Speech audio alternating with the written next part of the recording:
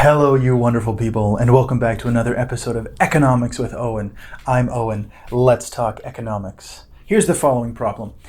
Your friend tells you that in a capitalist economy, if people are willing to pay a lot for something, then companies are going to charge a lot for it. In this scenario, your friend is referring to something with inelastic demand, which, as we know, means that the quantity demanded isn't terribly responsive to price changes.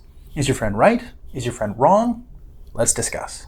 Now, the reason we don't see astronomically high prices for everyday necessities that we need to buy, like food, are because we live in what's called a competitive market. A competitive market has three distinct components. One, there are a lot of buyers and sellers. Two, the goods offered by the different businesses are relatively comparable. And three, and this is the important one, businesses can easily enter or exit the market in the long run. Now, in a competitive market, both buyers and sellers are what's known as price takers. They don't have a lot of influence on the actual market price of a good or a service.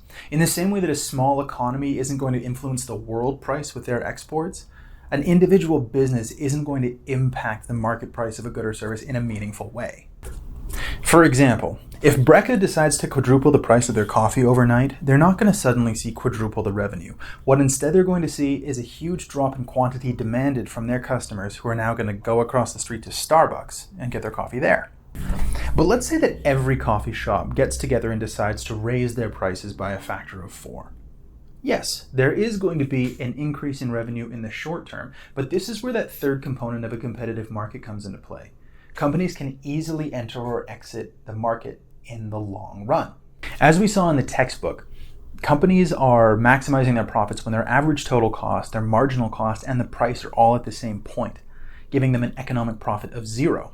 If they suddenly quadruple their prices, their economic profit is going to shoot through the roof, and as a result, other businesses are going to be incentivized to join the market. And what that's going to do is it's going to push the supply curve to the right. And as we saw earlier in the course, if a price is really high and the supply curve shifts to the right, it's going to bring that price back down.